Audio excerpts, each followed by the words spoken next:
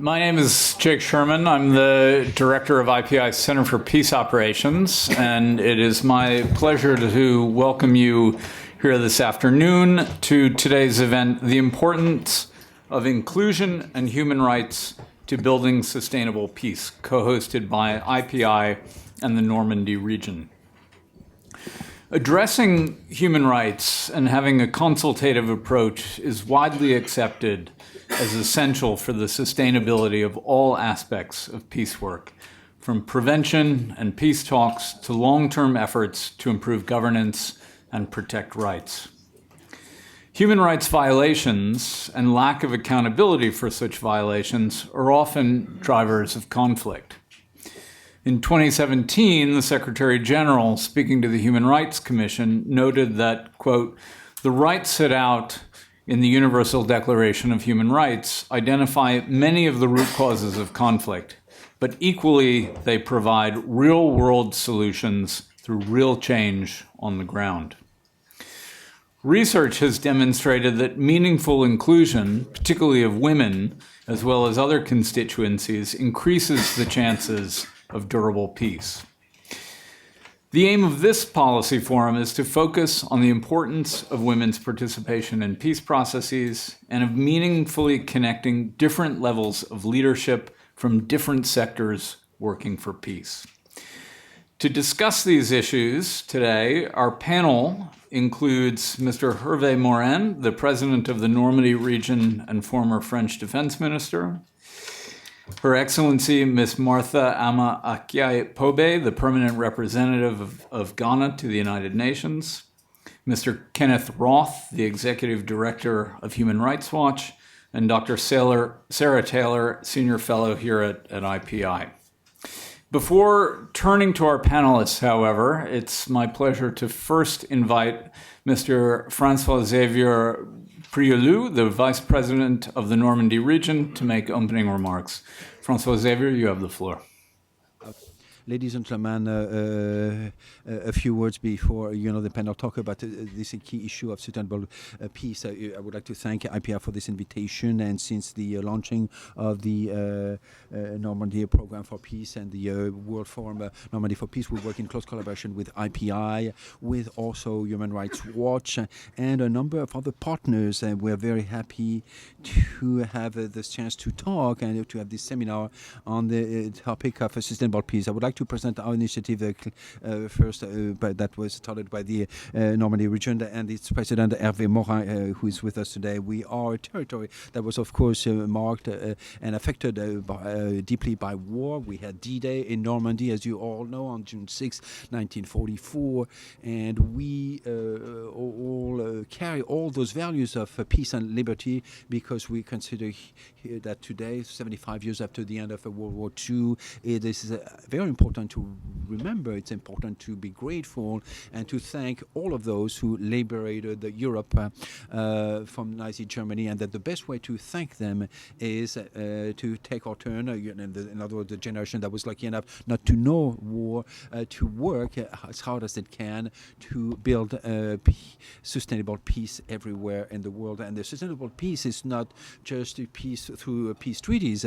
Sustainable peace, it means a peace that is involved in all areas of what makes mankind able to live in a peaceful world. And it's a concept of democracy. In other words, it's a concept, it's a vision of democracy, it's a vision of multilateralism, it's a vision of the fact that, here, as we are across the street from the United Nations, that, we need to make sure that a sustainable solution and sustainable solution always are coming out of dialogues, and Normandy is also a territory for dialogue and mediation. And we'll therefore launch this initiative, World Forum Normandy for Peace, so that we organize each year a peace forum based on a particular topic. Each year, a new peace. 2 years ago, we had an opening, and our honor invitee was Ban Ki-moon, the former Secretary General of the United Nations. Last year, the topic was the peacemakers, and you can see now, right now, in real time, the images that of the initiative that was started with Initiative Proside Group around 4 Nobel Peace Prizes speakers that were present. Demis Mukwege, Madam Albaradai, Jody Williams, and Lemago Brie. And we also had a British philosopher, Andrew Great Grady, who they all wrote the Normandy for Peace Manifesto for Sustainable Peace in order to identify the long-term subject on which each one of us should work to build and to develop a sustainable peace. Next year, the forum will be on the June 3, June 4, and June 5, 2020. So we'll be interested in the prevention of war and in the way that we can collectively face and confront and respond to new threats. The new threats are the ones that are linked in particular to climate change and its impact on geopolitics. We also see a number of more refugees throughout the world. The second threat is linked to inequalities in the world and inequalities within states, which are root cause of conflicts, and it's always a issue of education, the issue of using children in conflicts, and we need to prepare the future, be prepared for the future. And the last issue, very much current, is a use of new technology for the best and for the worst. New technologies are a fantastic tool to build peace, but they can be also change everything, in terms of the relationship between the states and the issues related to AI and to the unused and uncontrolled use of a new technology can lead to major disasters. So that's our forum. That's our 3 days. Again, June 3, 4, and 5, June 2020 in Normandy. You're all invited to come. We will have about 6,000 to 7,000 people each year. We have, we had 250 speakers last year from 50 different countries, and large plenaries, thematic workshop. We had also a soccer game. We organized a soccer game with the Colombian. We had a fantastic Colombian soccer team, in which there were also former fighters of the FARC, and some of their victims. They were played in their same team, and we played France against Colombia. And since they were a bit jet lagged, we won. But peace was actually the main winner through this symbol. Next year we'll talk about literature. We'll have a big debate about writers and peace. And another subject very important for IPI is space given to women in the geopolitical issues and on the international scale scene. And the ability for them to help. For peace. Next year we'll have a forum dedicated entirely to the role of women. We'll present a very beautiful documentary on the women that are in charge of a hospital in Syria, in the basement, rather clandestine hospital actually, and the number of major speakers will be present on that occasion. In conclusion, Normandy for Peace is also a program which is constant. It's year-long. We have some events, and we will have a number of documents that we can distribute. There is also normandyforpeace.com, which is a platform, where you can find all the topics. But Normandy for Peace is based on 4 pillars: an axis, domain. We have a campus for the youth with many initiatives. Thousands of youth come. We have an award for liberty. That's awarded to a person or an organization each year to a person who represents freedom or liberty. A second area is Normandy for Peace Library. It's a resource center online which allows to collect all of what our network partners can collect on peace, to launch debates based on any contribution that is being made, and to be able to do it on a really international scale, and also within a research network, between the universities that are working in partnership, and they will, be, acts around Normandy Championship. We have also Normandy for dialogue. We want also to welcome a number of mediation sessions in Normandy, and to be able to contribute each one of us, to help, each one of us to help us parties in conflict, to find a solution. And the fourth area is dedicated to arts, science, culture, because sustainable peace is also peace that puts the men and women at the heart of the solution, that creates emotion. It's not just international conferences. It can be just that. We need also to have the support of the people, and that is why our forum is open to all. We have work sessions, which are, behind closed doors, but we have many sessions that are open to everyone, and they're very popular. And Normandy for Peace, it doesn't happen just in Normandy, even though that's obviously the most beautiful region of the world, but anywhere where there are people who have goodwill, who want want to host some meeting, and I would like to, on this occasion, thank very much IPI for hosting this seminar. We have a number of important partners. One of them is the European Parliament, which with which we've been working in a very close relationship for the last 3 years. And they've created a Normandy index, that was published, released for the last time, in January, and that it measures the level of conflicts in the world, in the various regions of the world. And with the President Morin, we have an important meetings at the United Nations, and we hope that in light of the topics that are interesting to us, for the next few years and for the next few decades of the attention, we hope to be able to closely collaborate with the United Nations in relation to the preparation of our upcoming initiatives. Thank you very much for your attention. Merci. We're going to now turn to the panel and get right into it. So let me turn to you, Hervé, for your remarks. Okay. Speak in French.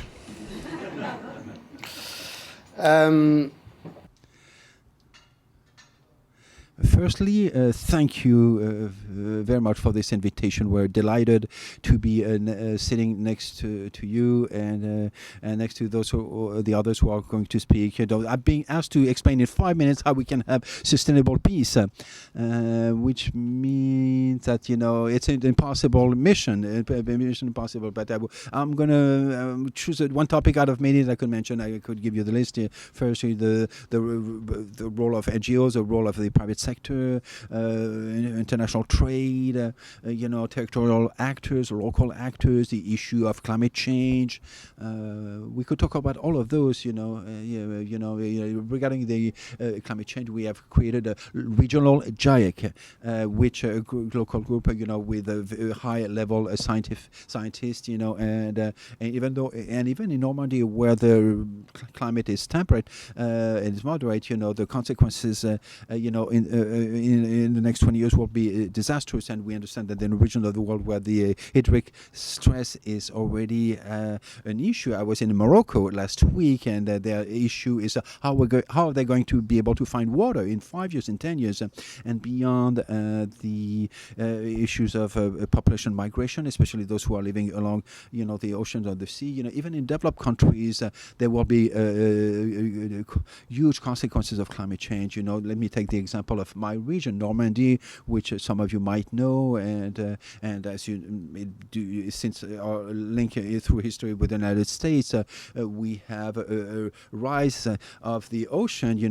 between 50 centimeters and 1 meter in the next few decades, which means that in a region like we have 620 kilometers of shoreline, there will be disastrous consequences in terms of planning, and our adaptation, and the situation is unavoidable. And so the issue is not to fight anymore against climate change. We need now to prepare everybody, every society, every country to be prepared for the changes. And in this area, we see a lot of inequalities between the developed countries, which will have the funds and the financial resources, but the human resources, intellectual resources, economic resources to do it, and the least developed countries which don't have those resources. But I could also mention the issue of disarmament. Let me just pick just one topic, and I've selected it on purpose because we are in the United States, which is a country I love very much. I'm one of the rare French politicians that dares to say that he loves the United States, because in the French political, when you say that in France, unfortunately, you lose some votes. You don't win anything. The French people love the United States, but they don't like the American model. The political model.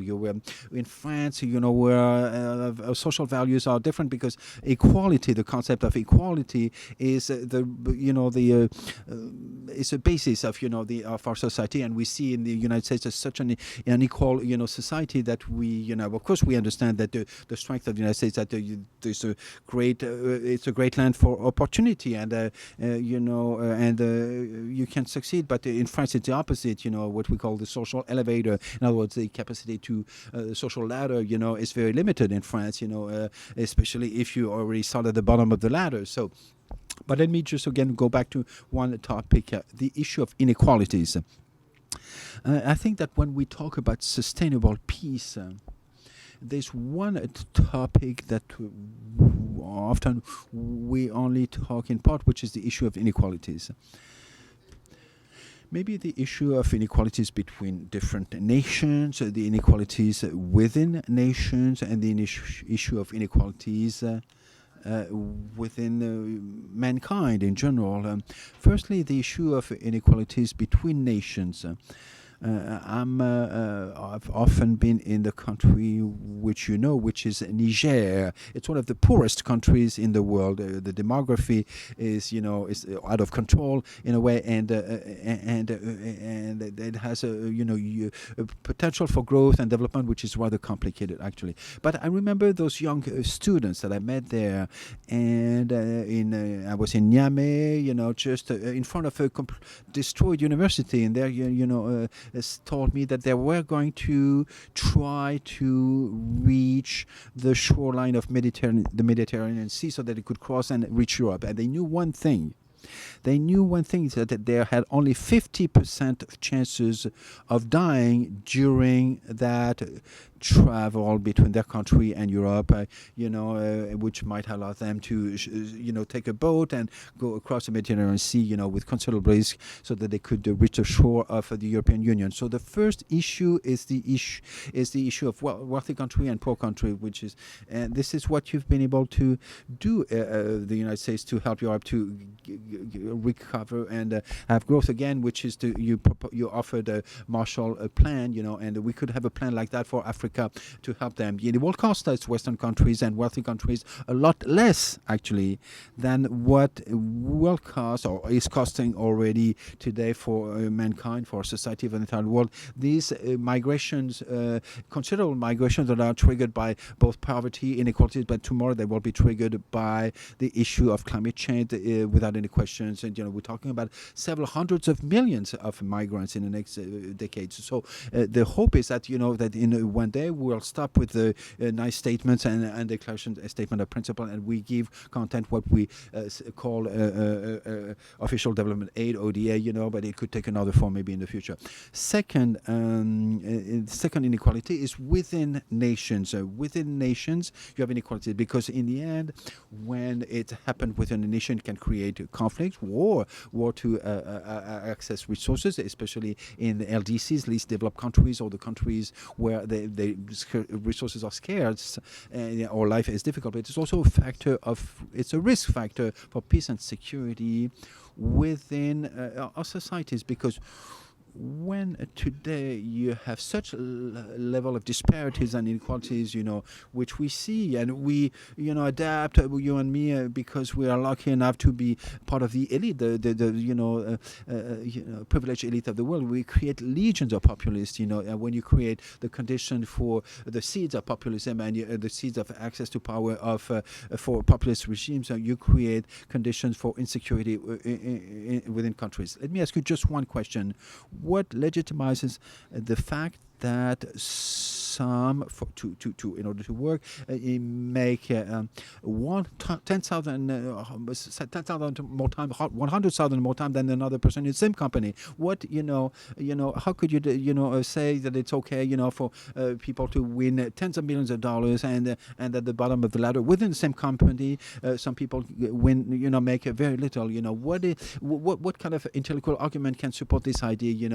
And support the idea that the CEO of multinational companies, have their salaries increasing 10 to 20% per year, when in fact, other people, most people, get 2% of increase of their salaries, if they work for the same multinational company. We create the condition, in which, a part of the society will just stop contributing and stop cooperating, and they will not support a model because it creates too much inequalities in their view. And I think here there's a major risk factor here that could create the condition that could be a threat for major democracies, and maybe in the major democracy, some leaders could be elected that would be populist leaders.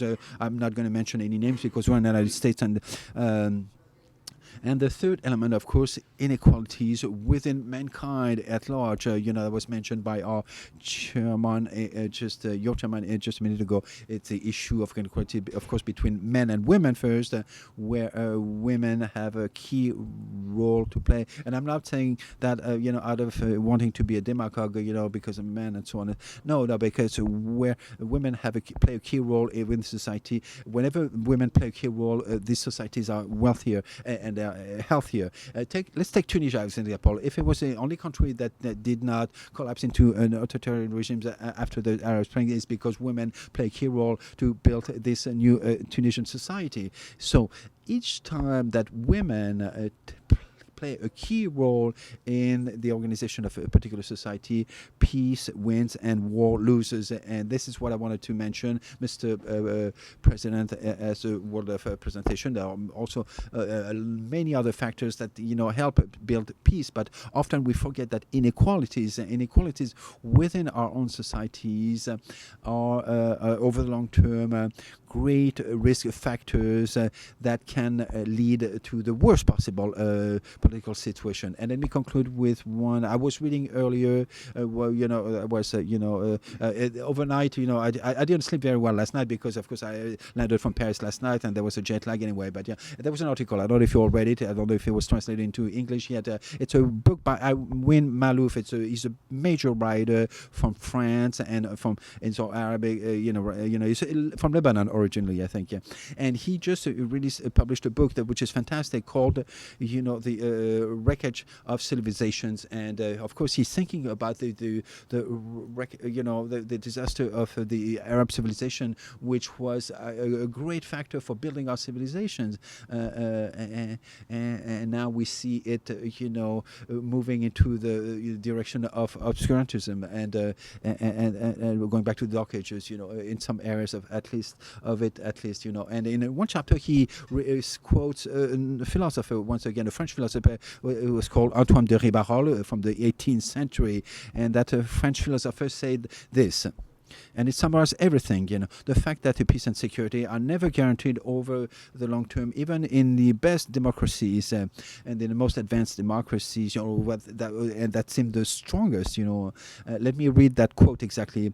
Empires that are most civilized will always be as close to barbarity as the best polished iron is from rusted iron, and nations, just like metals, only shine on the surface. Thank you very much, Hervé. I think you raised a not just important but also incredibly timely points about inequality. I mean, I think for many of us working in and around the UN, the role of inequalities, particularly horizontal inequalities, as a driver of violence, a driver of conflict, a driver of extremism is incredibly important. And you mentioned its role in fueling populism and nationalism, which undermines democracy in many countries. I think it's also worth noting that, particularly for those of us in this immediate community, that inequality has another pernicious effect, which is that it contributes to the erosion between people and the very multilateral institutions that are trying to collectively resolve conflict, trying to address issues of sustainable development, tackle climate change as well. So it's an incredibly important issue. And that, I think, is actually a good segue to our next speaker, Ambassador Palme. Please. Thank you very much, Jake, and I want to also thank the IPI and the Normandy for Peace organization for putting this very important event together. Let me from the onset indicate that building sustainable peace requires so many critical elements and important linkages between peace, security, development, and human rights, all of which are mutually reinforcing. To build societies that foster and nurture peace, I share the view that Peace building and sustaining peace should interface and be anchored in well-targeted actions to prevent the outbreak, escalation, continuation, and recurrence of conflict, addressing root causes, assisting parties in ending hostilities and in national reconciliation. Also, sustainable peace requires peaceful, just, and inclusive societies and provide equal access to justice that are based on respect for human rights, on effective rule of law and good governance, on transparent, effective, and accountable institutions at all levels of society. And this launches me into the gender question. And one of the critical areas that has been chosen for this discussion is the inclusion of women in peace processes. Of course, a lot of research has been done, and it is well documented.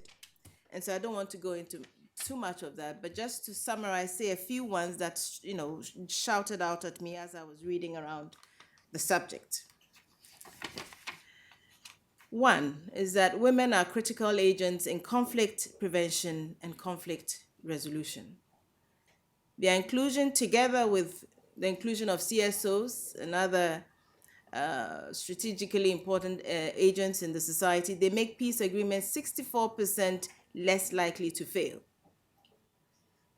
Two, agreements have 35% chance of lasting up to 15 years with the inclusion of women. This is by the IPI.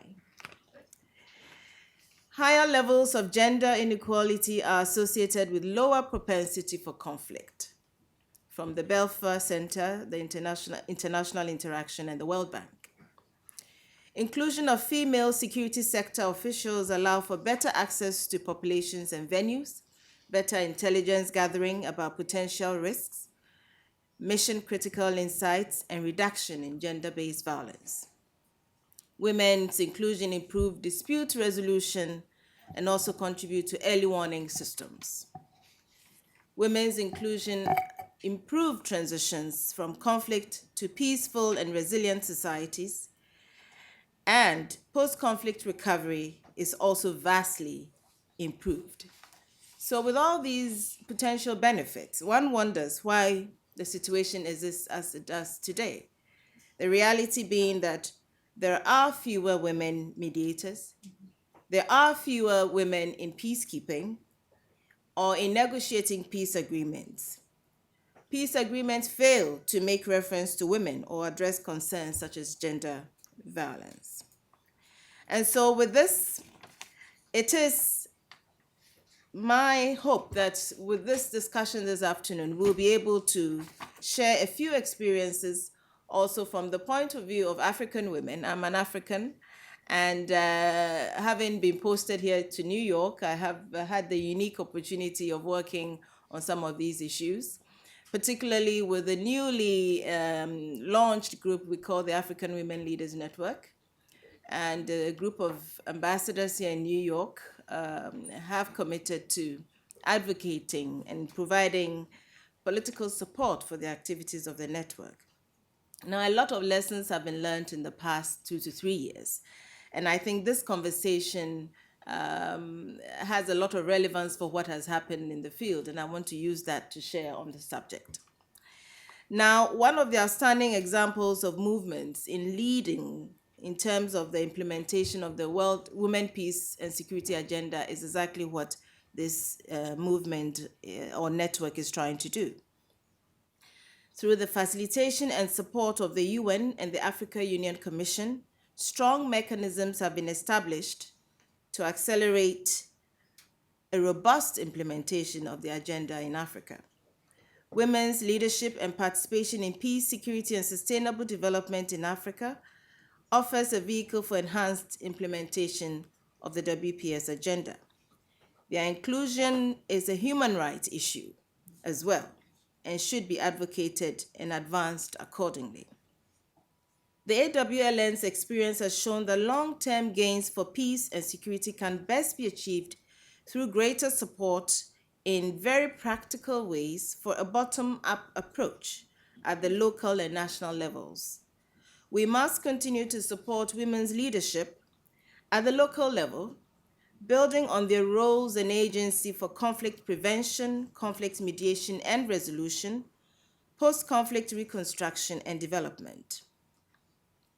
Again, with the active facilitation of local women's groups, national chapters of this network are being created. And the idea is that at the national level, they will be able to build the partnerships that are critical to enhancing the capacity of the very local groups to act accordingly when it is required for them to act in preventing conflict or in addressing issues that have the potential to flare into conflicts. I'm pleased to say that a number of, so far we have 7 national chapters that have been established, and we hope that by March next year, in commemoration of the Beijing 25, we can have about 25 fully operational national chapters as a practical way of addressing this very important agenda on the African continent. Now, I must say that these groups represent a ready network of already well-mobilized women committed to making a change, and it is important that they are supported through various means.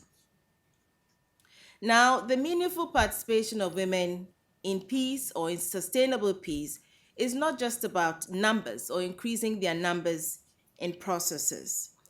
We must deal with real qualitative representation in whatever they're doing. In terms of implementation, in terms of monitoring and reporting mechanisms for peace agreements and other related processes. This is to ensure that their rights, needs, and experiences are properly reflected in outcome documents and reconstruction processes. And I've already said the studies have shown that inclusion of women in peace processes is critical and do in fact provide a 35% probability of sustaining peace agreements for at least 15 years. So capacity building is very important. And as more women advance in these areas, we would need to share best practices and to spread the good news, as it were, in order to address the negative gender stereotypes and also to build confidence in women in other areas where they may feel hesitant to begin to work on these issues. We need to build the confidence in women. We need to give them the necessary capacity and skill to engage on the same level as the men folk. Another important element is the youth. And I'm pleased that with the AWLN, there's an intergenerational dialogue that has commenced. And this is a partnership, a key instrument to build sustainable peace and security and change the narrative as we move forward into the future. Recently, a leadership retreat was held in the Republic of Kenya, I believe, and we had the former president of Liberia, Mrs. Ellen Sirleaf Johnson, the president of Kenya, were there in the full support of the AU and the UN to make it a success. Now, just to share a few more points, and this is something that I gathered recently at an event we held on women in peacekeeping. And the lessons that we learned from people who spoke to us from the ground suggested that we need to sometimes look at these things a little differently. There's a tendency to have, it's like one set of rules and you want to apply to different settings. We need to be context specific when it comes to building these networks. There are several networks across the world, particularly in Africa. You go to one community where there's conflict, you'll be surprised to find several networks, several groups working with support from the international community. What is pertaining is that these networks are not networking in themselves. There's no synergy. So we need to bear that in mind. We need to build these synergies, we need to build the capacities, and no assumptions need to be made because, of course, we do have women also as part of the conflict. And so in dealing with women, one has to bear those specific special considerations in mind. And then finally, because of the time, and I hope that in the discussions we'll be able to engage in more discussions, we need to address the structural barriers that inhibit women's participation and inclusion. Because it's not just saying, get involved, there are serious structural, traditional barriers that stop women. And if we want to make that change, we need to address them more effectively. Thank you very much. Thank you very much, Ambassador Povey. I think you raised a lot of points, good points about the women, peace, and security agenda, about the importance of not just meaningful inclusion of women, but I think this point about the quality of participation, the fact that it's not just about numbers, it's the fact that women actually bring substantive expertise to all stages of the sort of conflict cycle, if you will, and I expect we're going to get into these issues a bit more in two speakers from now. But first, I'm going to turn to Kenneth Roth from Human Rights Watch. Please, Ken. All right, well, thank you. My thanks to IPI for sponsoring this very important conversation. I thought I would address what I see is a sort of a narrow conception of peace that often informs these kind of discussions. And, what I have in mind is, this recognition that, peacemaking is hard, peace negotiation's difficult. Don't talk to me about this human rights stuff. Don't talk to me about justice for atrocities. It just complicates things, It's a pain in the derriere, to use a mot français for our visitors here. And just stay away. Let me do my peace thing first, and then we'll come back to this human rights stuff. So, that may be a bit of a caricature, but it's not far off. And, when you talk to professional peace negotiators, that's basically the way they talk. They really don't want to be bringing up the human rights issues. And so, they're willing to grant you that conflicts may well be fuel. They may start because of atrocities. So, we all know that, why did the Syrian pro-democracy protests not go the way of other Arab Spring uprisings? Why did it turn into this vicious war? Well, because of the brutality of the Assad government's crackdown, which basically pushed people out of outrage and desperation into fighting this war. Or, how did ISIS emerge? Well, it was, at a moment of relative peace in Iraq, when, under the Maliki government and the Shia militia he was sponsoring, they were so abusive toward Sunni men that the Sunni population actually felt safer with ISIS than they did with Baghdad. Or in Sudan, after the Bashir government got away with the atrocities of Darfur, a charge by the International Criminal Court, but nobody doing anything about it. It was easy to just continue those atrocities in, what became now South Sudan, but was a horrible war there for many years. And so, peace negotiations will grant you that much, that, atrocities fuel conflicts. But, then they want us to kind of go home, let them do their thing, and they'll make peace. And so when you bring up, something like Syria, what are you going to do about these day in and day out atrocities? I remember having this conversation with John Kerry. He said, don't worry, we're making peace. We're in Geneva, we're negotiating. Once we have peace, the atrocities will stop. Sounds good. Except that, the Geneva talks went nowhere. It's, years and years later. And in the meantime, the atrocities continued. And so it was really, only pressure on Putin and Assad to stop the barrel bombs that mass slaughter stopped. It wasn't the peace negotiations in Geneva. Today, there still are ongoing peace talks in the so-called Astana process. But, that's doing nothing for the 3 million civilians who are facing bombardment and slaughter in Idlib, cowering on the Turkish border. And so we can't afford to say, let the peace negotiators do their thing and that will bring the atrocities to an end, because people are being killed day in and day out. And you need, a parallel process, even if it makes life inconvenient for the negotiators. To use another example, let's look at, Israel. And this may be sacrilege given the president of the IPI, but, the Oslo process is dead. people say, oh, don't talk to me about the systematic oppression of Palestinians. Don't talk about how this is turning into apartheid. We're in the middle of a peace process. Once we have a partner in peace, all of this can end and everything will be fine. And this has been going on for how many decades? And it's going nowhere. And so, what's clear is that we have to stop pretending that there's a peace process and focus on the ugly reality, what is very quickly becoming a one-state reality, where, if the Netanyahu approach, and who knows what today's indictment does to him, but, if his approach proceeds, Israel will have a choice between, mass deportation, which will be politically difficult to do, equal rights, which they have no inclination to do, or apartheid. That's where they're heading. What peace process?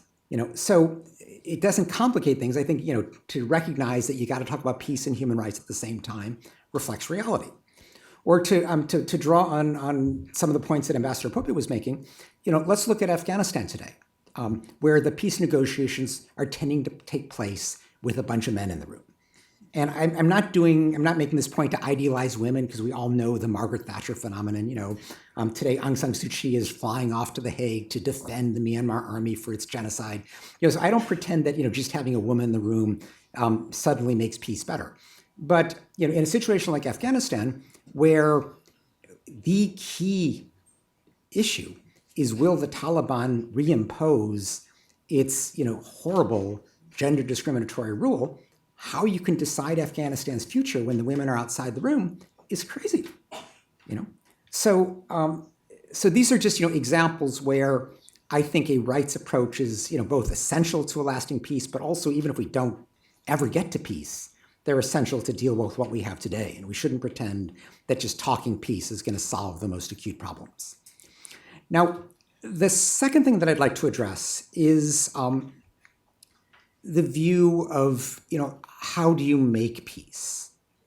And there is this tendency to view the quest for justice for mass atrocities as another one of these pain in the derriere topics. Because, and this is the standard line, why would anybody negotiate their entrance into prison? Won't they just fight to the bitter end if you're talking about justice? That's just too messy. Let's make peace. Now, there's a certain superficial appeal to that argument. It, first of all, presumes that, the only choices are ongoing impunity or, the lock and key at the prison door. But, there are obviously things like today, Maduro, the most likely step for him is not prosecution, but exile to Cuba. Something that doesn't require formal amnesty, doesn't require turning your back on justice, but just, kicks the justice question down the road while getting rid of a situation of acute, short of war, but nonetheless quite severe conflict. But I think that there are important reasons why justice also should be central to peace. One I'll just begin with is stating the obvious, but I think it's important to say that justice isn't simply an instrumental concept. It's also a concept of respect for victims.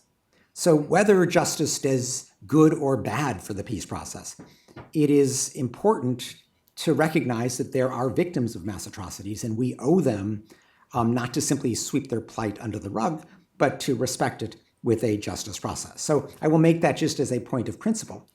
But second, we know that justice, at least sometimes, is a deterrent for the kind of atrocities that, as I mentioned, fuel and perpetuate conflict. And we've seen this, in many cases where leaders go out of their way to, to avoid the possibility of justice, where they fight tooth and nail to prevent this from happening. And so, even though I would never pretend that international justice is always going to work as a deterrent, just as criminal law on the street doesn't work as a deterrent. We have a law against murder, people still get murdered. But, if you nonetheless can stop an occasional genocide, an occasional mass atrocity, that's worth doing in and of itself.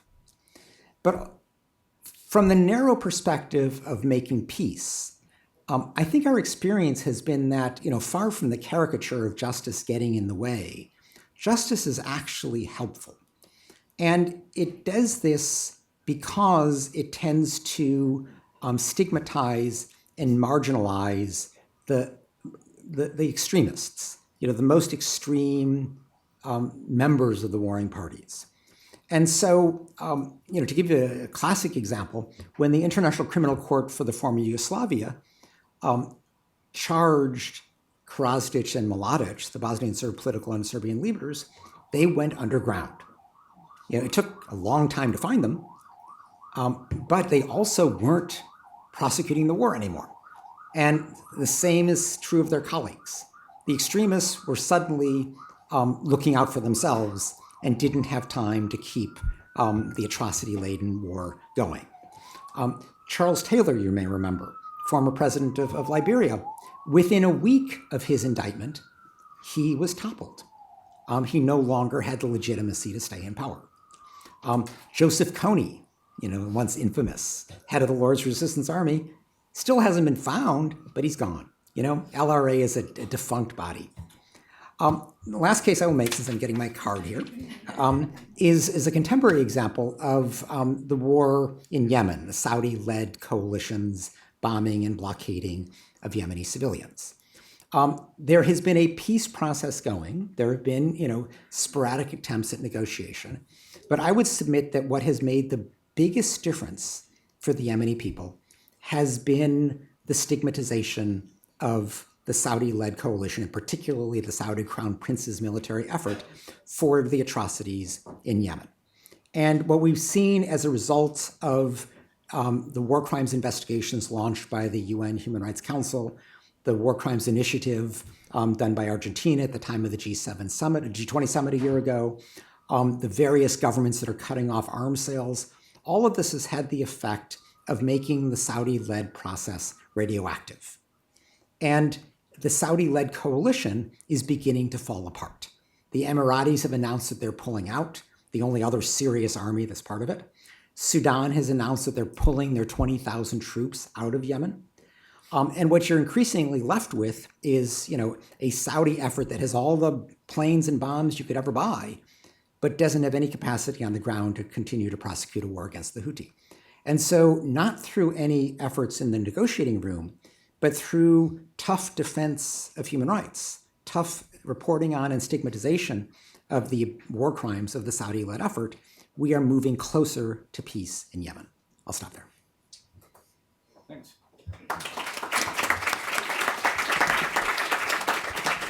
Thanks very much, Ken. This issue of the tension between peace and justice comes up very often. And I think normatively, there's actually been a tremendous evolution, at least on the part of UN mediators, where there's a recognition that impunity is no longer an acceptable concession for peace. I think, as you point out, in practical terms, that's often not quite as easy to work through. And we've seen certain peace processes where the push for accountability actually provides leverage to the mediator, and others where, in fact, it undermines the prospects of peace. And I think, listening to you, it struck me that while there may not be a single model for how one pushes towards some form of justice, different mechanisms, different timeframes at different levels, I think this idea that you're proposing of essentially remaining committed to the principle is incredibly important. So thanks for that. We're now going to turn to our final speaker, Sarah Taylor. Sarah. Thank you, Jake. I have the unenviable task of coming at the tail end of these presentations. So thank you to Jake. Thank you to my fellow panelists.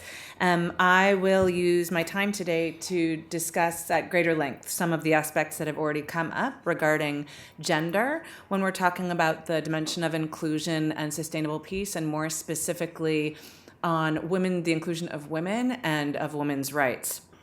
I do want to note that I did have the pleasure of being in Normandy in June and of chairing a panel on women's leadership for peace. I can attest that it's beautiful. Building on some of the points that have already been raised by all three of the speakers here today, this issue of women's inclusion, women's rights, is slightly broad. We could spend the rest of the day talking about it and not scratch the surface. So I'll set the scene with a couple of examples. In Yemen, women at the community level are negotiating for life-saving humanitarian access.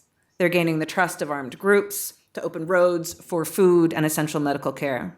We see this incredible work in Syria as well. In Afghanistan, as has already been noted, in a process that has been exclusionary across the board, women are particularly excluded from political processes and were infamously called several years ago pet rocks, in which the rucksack of peace does not have space. In Sudan, and as Human Rights Watch has indeed written about, women have for years been at the forefront of protests, rights campaigns, public action, including advocating for political change. As Alaa Salah so powerfully put it in her statement to the UN Security Council last month, women led resistance committees and sit-ins, planned protest routes, and disobeyed curfews in the recent political transition there. Many women were tear-gassed, threatened, assaulted, thrown in jail without any charge or due process. Both women and men faced sexual harassment and were raped, and women faced retaliation from their own families for participating in the protests. In the Central African Republic, despite sexual violence being fundamental to the violence that country continues to experience, and despite the mobilization of women leaders at every level, women were virtually excluded from recent talks, again, being brought into discussions only at the tail end. So these are but a few examples at a time when women's rights are increasingly under threat, as the UN has duly noted, at a time when the changing nature of conflict is often built in part upon misogyny. So, how do we change this situation? How do we ensure that we are moving towards better inclusion in peace efforts, reflecting on the many points that were already made about the central role of women's status and equality as not only a right in and of itself, but as something that is fundamental to peace? We have many tools in international frameworks. We have the Women, Peace, and Security Agenda, which has been on the UN Security Council's formal agenda for almost 20 years now, 10 UN Security Council resolutions on the topic. Since 1979, we've had CEDAW, the Convention on the Elimination of All Forms of Discrimination Against Women. This binding treaty has made clear that participation is a right for women. The Beijing Platform for Action from 1995, CEDAW General Recommendation 30, numerous, over 80 national action plans on women, peace, and security at the national level. We also, of course, have the SDGs, specifically Goal 5 on gender equality and Goal 16 on peace. And at the core of these international frameworks is the explicit understanding that women's participation and women's rights are central to peace. And yet we're stuck. All available data points to women's representation being stuck at under 10% in formal processes. A lack of a structural approach to addressing this imbalance means that women who are leaders for peace in their community and active at the grassroots level are still relegated to parachuting in techniques.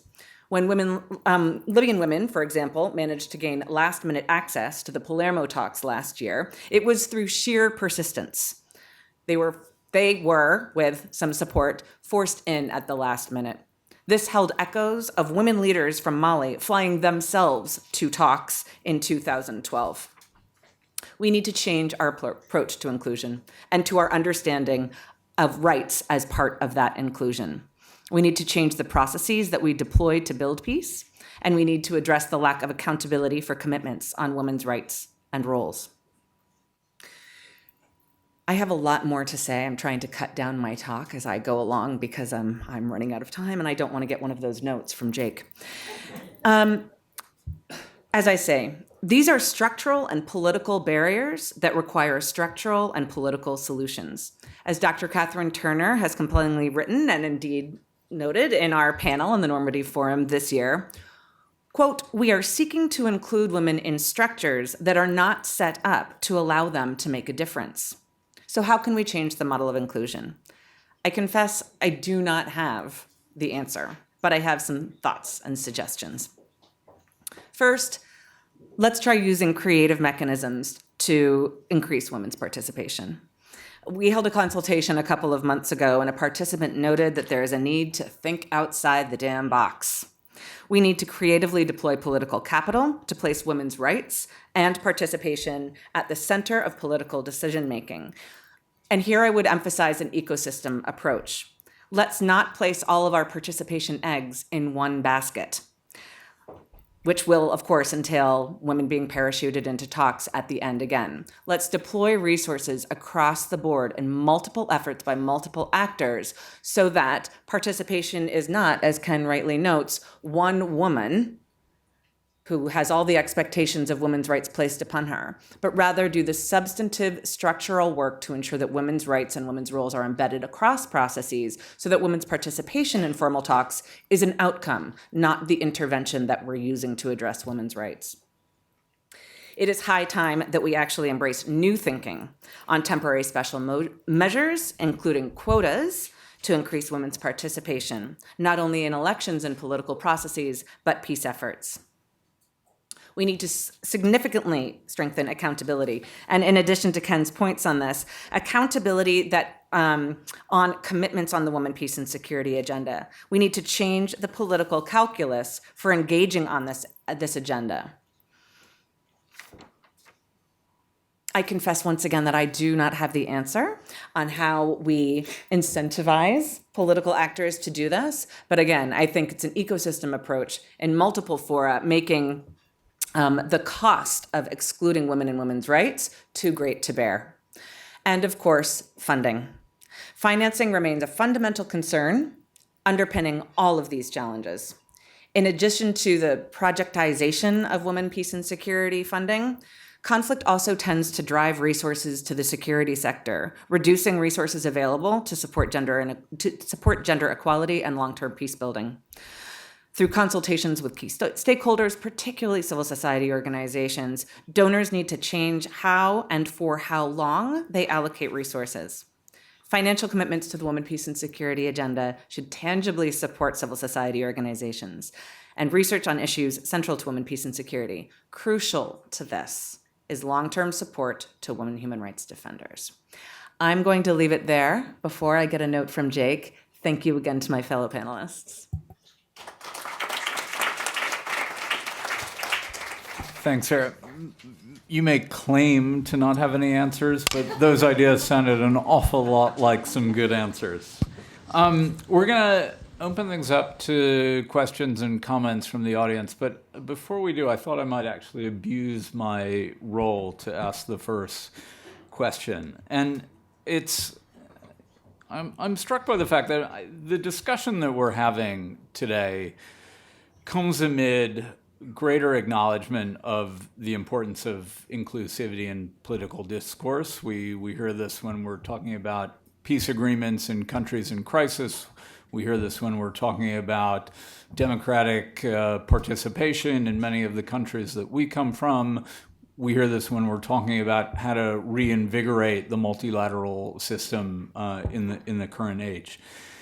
But this greater focus on inclusivity is also coming at a time when we're seeing growing international backlash against human rights and human rights defenders, including women's organizations, women-led organizations, and growing pressure on civic space in many states, including many states that are ostensibly democracies. So I guess my question to the panel is, how do you reconcile these two competing trends? So before I ask you to answer that, we'll take a couple. Oh, Hervé, would you like to? Non, je voudrais. Now, I would like to, Mr. Chair, I would like to ask a question to Dr. Taylor. I'm not sure it's an answer to your question, but I have a question. What are the innovating process that we could set up already to foster the inclusion of women? Because in our democratic societies in Western countries, we can see how we managed to do it to get there one way or the other. France, we were rather behind. We were very behind in terms of the the space and the role given to women in politics, and we finally got there with quotas and with imposing the parity in the electoral list. And but in least cultural developed societies, how do you do that? That is my question, because there's a midterm solution, which is to go through the education system. When women have a similar access to education, as same as boys and as same as men, and all women have access to education, there would be considerable progress rather fast, I would say. But when it doesn't exist, when it's not like that, how do you get there? How do you manage? The panel, I'm going to turn back to other panelists if anyone would be interested in sharing thoughts on those two questions, and then we'll come to all of you in the audience. So maybe starting immediately to my left, Martha, do you have anything that you'd like to add in response? I must say those are very difficult questions. I would attempt to answer the second question, not yours. In terms of innovative approaches to empowering women, you talked about education. That is critical, but that's the standard, what we all know we do. But I think that from what I see, talking from, of course, the regional perspective, one needs to engage the women at the very, very local. I tried to make this, maybe it didn't come out too clear, to engage them at the very, very local grassroots level. You need to go there. You don't work through middle people, because they have a lot to tell and they can be empowered directly. Coming, and if I just want to give my rural Ghana example, where I come from, I know that at least for a country or an ethnic group that is matrilineal, and I come from a matrilineal group, there's a very strong underlying basis for improvement. The women are already empowered by the tradition. But of course, with time and with the colonialism and with education, the formal educational system, women were placed in certain roles. But previously, they were leaders, they were rulers, they owned. I mean, my family owns land. My mother is in our parlance we say Oba Penyin, which is the senior woman. She determines and she speaks and people follow. But all of these have been eroded, or what I'm trying to say, we need to go back sometime to basics. We need to find how we can bring back some of the stronger ones. Culture is dynamic. Some of it, of course, is not as we want. But we need to look for the women at the grassroots level and see how we can bring them up and bring up the good things that made them viable members of the society. And back there is a lot of it is also through the functioning of education in the formal education of what was borrowed, is making them go into roles that may not help in this discussion. I think that their role, for instance, where you have a conflict, for us in the Akan, you ask when all else fails, you ask the old woman. That is the saying. You go ask the old woman. She will give you the wisdom. She will give you the truth. So it depends on the context. It depends on the region involved. But we need to go down there and search and find them. They are there. We need to talk to them. We need to hear them. They are speaking, but sometimes we don't listen.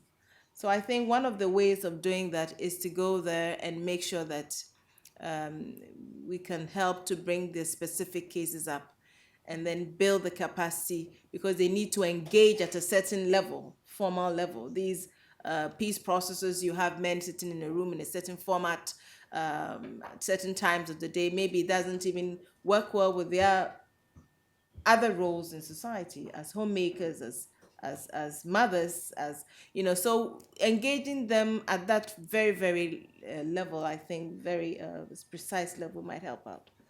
That's what I. Thank you. Thanks, Ambassador. Ken. All right, well, let me try to address your question. How do you reconcile the closing space for NGOs with the need for participation in peace processes? And my view is that the closing space is a tribute. If NGOs, if civil society wasn't effective, governments wouldn't bother. But if you read the Autocrat's Handbook, if you take the online course Autocracy 101 that they all take, you would see that there's a two-step process that is prescribed. Step one is you use the demagoguery of exclusion to gain power. You demonize some unpopular minority. And then once in power, you attack the checks and balances on your power. And those checks are inevitably, the judges, the journalists, the activists. This is what Erdogan does, it's what Orban does, Putin, Bolsonaro, Trump, you name it. They all read the same handbook. It's a bestseller. So, but, the challenge, though, is that in today's world, conflicts are much less a product of pre-existing militaries. Yes, you every once in a while have, one established army fighting against another established army. But most of the conflicts that we're dealing with are really initiated as popular movements. They are rebel groups, they're militaries that have emerged from popular grievance. And you're not going to address those grievances without participation from those who feel aggrieved. And that, requires civil society. And so, the emphasis on having, women participate in the process is really one element of a broader imperative that you're not going to address the forces driving conflict without finding a way for the people who launched the conflict in the first place to have a say in addressing the problems behind it. Thanks, Ken. Sarah. You saw me frantically scribbling different notes and ideas about inclusion. I will address that second point. Just to be clear, women are mobilized in every country, in every community. This is not the Women, Peace, and Security agenda. These normative frameworks did not come from Western women. These are the voices and concerns that are raised by women across the world around their own context and situation. I have a number of different suggestions about how to make these processes more inclusive. First of all, again, referring to Catherine Turner's point, what qualities are we prioritizing when we're appointing mediators? What types of leadership are we prioritizing?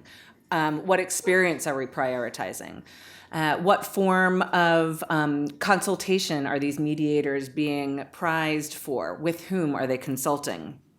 Donors, what kind of long-term support are you giving to allow grassroots community mobilizers and organizers to have the iterative space, the relationship building to become a force to be reckoned with so that they can hold their countries and governments to account? I'm thinking here of the long, slow withdrawal of funding to women's organizations in Nicaragua.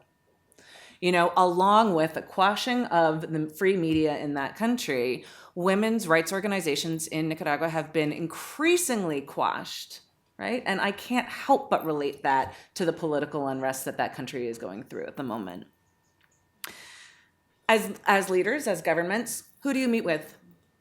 When you go on a Security Council meeting, when you go on another delegation from your member state, do you have a token meeting with women and women's civil society? Or do you do the long-term relationship building work with those organizations, with women leaders, political leaders at the community level? Show them political support, build trust with them, and then when you go on your delegations, really highlight their voices, if not bringing them into the meetings with you. And that brings me to confidence building measures. When we're talking about trying to diffuse tensions at the local level, is gender an element in confidence building measures? And again, pointing to the structural issues, as you rightly say, quotas can be very effective. Temporary special measures can be very effective. And I think that it really is time that we think creatively about how we can start using some of that knowledge when it comes to peace processes. I have a lot of other things scribbled here, but I'll stop there because we're running out of time. Thanks, Sarah. All right, so I think we've got plenty of time to take a couple questions. Two right here, three. My name is Shazia Rafi. I'm former Secretary General of Parliamentarians for Global Action, currently with Global Parliamentary Services. I have one suggestion from the experience of putting together peace delegations of parliamentarians in connection with the UN SRSG's offices with our task force from Africa. It was a suggestion that came from a Swedish parliamentarian and a Ghanaian parliamentarian, both women on our board, which was to implement the quota, 1/3, on every delegation that was to be chosen. So that, you started with the a priori assumption that all these parliamentarians had equal capacity to negotiate, and that if you kept the space on the delegation of 1/3 for women, you may be able to begin a breakthrough. The second was that CEDA and Ford Foundation agreed to add donor money just to add on women to the delegations.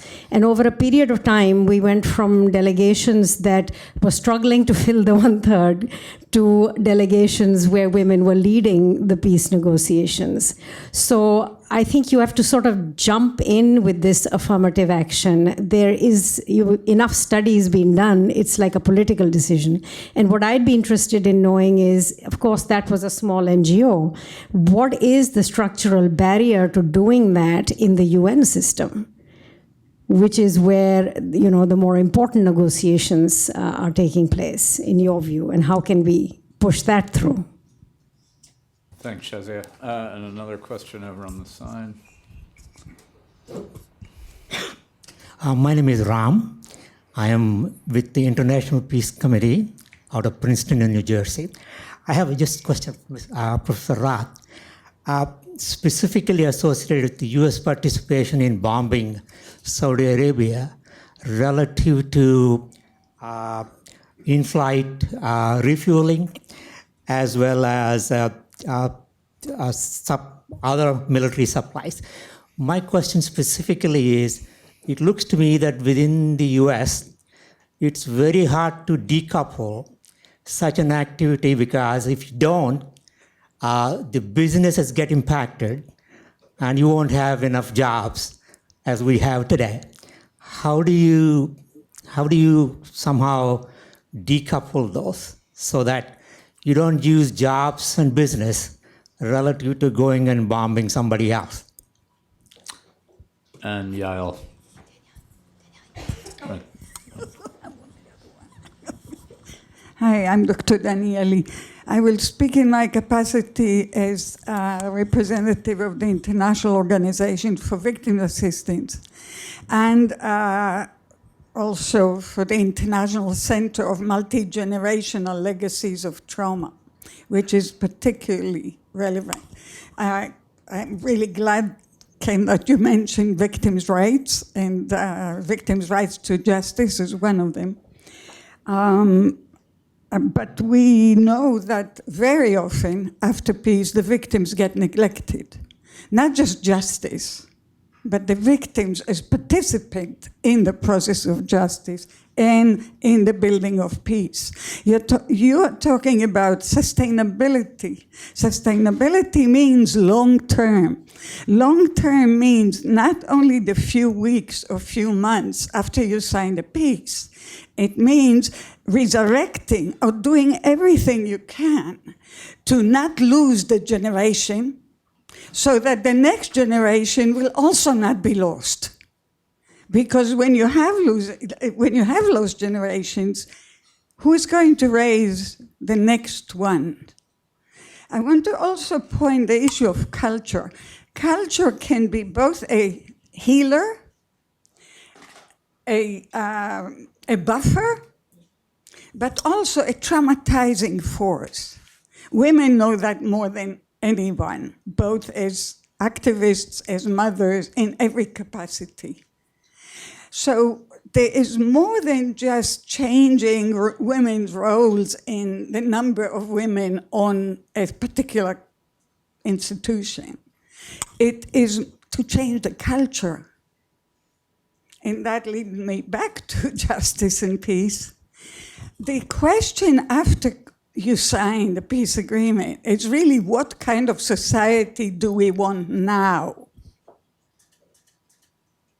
And if you don't want justice to be included, if you don't want women to be equal participants, what kind of society are you building? Or are you giving your children and grandchildren?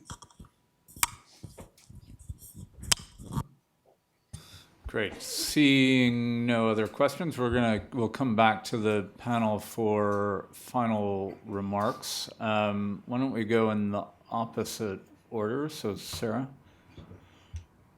Thanks. I think just some general reflections that are not specifically to your question around the UN, but I want us to have a slightly different conversation around what we're talking about when we're talking about peace agreements and peace processes, because we're not in a time right now when there are a number of, a vast number of UN Special Envoy active conflict resolution processes.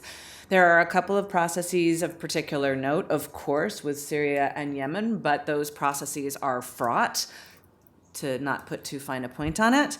And we're dealing with a large number of either quickly emerging conflicts and political unrest, I guess you would say, or we're dealing with frozen conflicts. And so I think that this gets to the point of rethinking what we're talking about when we're doing the work of sustaining peace. And, Ken, this actually gets to your point about Oslo, right? Where did that process come from? Who is driving processes right now? And we have an opportunity with these processes, if we recognize that conflict at the community level is where we need to be investing our resources to make those discussions, to make those negotiations, to make that trust building far more inclusive and hopefully more sustained. On that note, I'm going to leave my points. Thanks, Eric. Ken. Well, I guess I'll answer the question as my final comment. I'm grateful to the Saudi Crown Prince for all the jobs he's producing in the United States. And I think that the posters that Trump held up in the White House during the visit were just very heartening. And the only thing I want to know is, how many Yemeni lives are being killed per job? Because I'd like to just know the metric.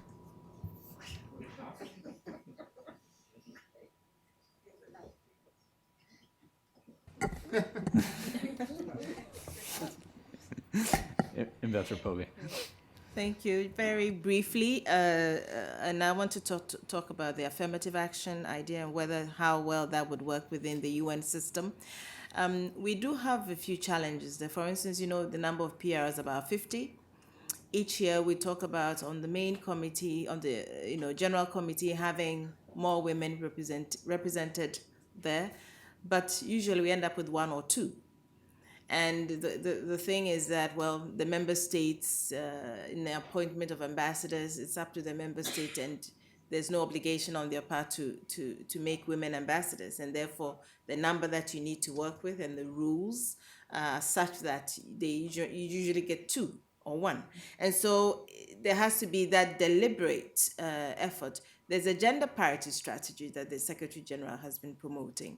He's done well with his appointment at the very senior management level. He's come to the next stage. How well do we do that? But I think also that, for instance, if you talk about gender parity at the field level, you have initiatives such as what Canada is doing with other countries with the ELSI initiative that is seeking to address structural barriers that are inhibiting women from actually participating or joining the military, staying there, getting promoted in the security sector institutions so that they can be ready for peacekeeping. And so there has to be that, whilst the policy is there, deliberate efforts to ensure that we can address the barriers or obstacles in the process. So it can work, like what it's doing, but it has to be very deliberate and, targeted. It can be done. And then culture, yes, I agree with you. It can be a healer. It can also be traumatizing force. I like your choice of words. And we're still grappling with several issues. If we talk about early child forced marriages and so on, they're all under the term culture. But then when you go back and you look at the patriarchy involved, who makes culture? Who says it is? It is the women who rather implement. And you find women who would take their daughters and take them for genital mutilation because it is a culture. But who made the culture? So you need to go back again and see how societies can think through these concepts. The women themselves have to be the actors and the agents for change. And they must be strengthened to do that. They can do it. They're already doing it, but the voices need to be louder.